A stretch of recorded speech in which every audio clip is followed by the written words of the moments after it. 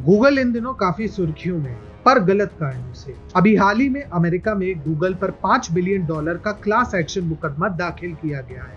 Google पर यह कार्रवाई ब्राउजर्स पर प्राइवेट मोड यानी इनकॉग्निटो मोड का इस्तेमाल करने के बावजूद लाखों उपयोगकर्ताओं की प्राइवेसी को ट्रैक करने के लिए लगाया गया है। यही नहीं, गूगल प्ले स्टोर से हाल ही में 2 ऐसे भारतीय ऐप्स को हटाया गया है जो सीधे सीधे चीन के खिलाफ थे। पहले टिकटॉक की रेटिंग सही करना, फिर यूट्यूब से कमेंट डिलीट करना, इसके बाद रिमूव चाइना ऐप्स को गूगल प्ले स्टोर से हटाना, जो अपने नाम के अनुसार चीनी ऐप्स को हटाने में यूजर की सहायता करता है।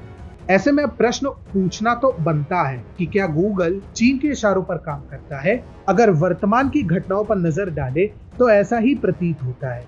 कितने विडंबना की बात है कि जो गूगल अमेरिका में स्थित है और जिसका सीईओ एक भारतीय है, वो चीन के लिए वफादारी दिखा रहा है, जो उसे अपने देश में स्वच्छंद रूप से काम भी नहीं करने देता। बता दें कि गूगल का सीईओ सुंदर पिचाई है, जो मूल रूप से भारत में स्थित मदुरई से संबंध रखते हैं। उन्होंने अपना स्नातक आईआईटी खड़गपुर से पूरा किया था और आगे की पढ़ाई उन्होंने अमेरिका में पूरी की। वे 2015 में गूगल के सीईओ के तौर पर नियुक्त हुए थे। पिछले कुछ हफ्तों से गूगल के साथ ऐसी घटनाएं घटी है जिससे गूगल के सीईओ सुंदर पिचाई की प्रतिबद्धता और काम करने के तरीके पर अब एक बड़ा प्रश्न चिन्ह खड़ा हो गया है। उदाहरण के लिए टेक उद्यमी पामर लकी के ट्विटर पर शिकायतों के बाद द वर्ज में एक रिपोर्ट आई। उस रिपोर्ट के ऊपर ही ये कमेंट किए गए थे जिन्हें गूगल ने डिलीट कर दिया। दरअसल वर्चुअल रियलिटी ग्रुप ऑक्यूलस के संस्थापकों में से एक लकी ने कुछ दिनों पहले ट्वीट किया था कि यूट्यूब ने चीनी कम्युनिस्ट पार्टी के इंटरनेट प्रचार विभाग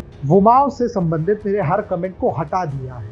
इसके अलावा उन्होंने ये भी कहा कि ये फिल्टरिंग सेंसरशिप सीसीपी की तरह ही है। उनके बाद कई अन्य ट्विटर यूजर्स ने भी उनके कमेंट डिलीट किए जाने की बात कही।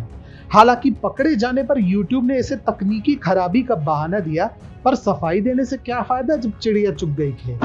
गूगल चीन में प्रतिबंधित है, उसके बावजूद गूगल न केवल चीन में निवेश करने को लालायत है, अपितु चीन की खुशामद में अपने ही आदर्शों की धज्जियां उड़ाने को भी तैयार है। विश्वास नहीं होता तो टिकटॉक का उदाहरण ही देख लीजिए। जब टिकटॉक बनाम यूट्यूब के मुद्दे पर यूट्यूब रोस्टर अजय नागर उर्फ कैरी मिनाटी ने अपने विचार रखे तो यूट्यूब ने बिना किसी ठोस कारण के उसका वीडियो हटवा दिया। इसके पश्चात जब असंख्य सोशल मीडिया यूजर्स ने टिकटॉक को उसके भद्दे कंटेंट के लिए गूगल प्ले स्टोर पर नकारात्मक रेटिंग दी, तो गूगल प्ले स्टोर ने लगभग 50 लाख ऐसे रेटिंग्स को डिलीट भी करा दिया। जिस तरह से गूगल हाथ धोकर चीन विरोधी कंटेंट और एप्स के पीछे पड़ा हुआ है, उसे देखकर विश्वास ही नहीं होता कि इसका मुख्य ऑफिस अमेरिका में है और इसका सीईओ एक भारतीय है। हालांकि ये सवाल भी उठते हैं कि आखिर सुंदर पिचाई ये कर क्यों रहे हैं और क्या उन पर चीन का दबाव है, और यदि नहीं है तो चीन की वफादारी निभाने में उन्होंने भारतीय जनमानस की भावनाओं को अनदेखा किया है, जो बेहद शर्मनाक है। चीन से निवेश के लिए ललायत गूगल जिस तरह से अभिव्यक्ति की आजादी को रौंद रहा है, उसके लिए सुंदर पिचाई की जवाबदेही बनती ही है। यदि सुंदर पिचाई समय रहते नहीं चेते तो उन्हें इस चीन प्रेम के लिए आगे बहुत दुष्परिणाम भुगतने पड़ सकते हैं।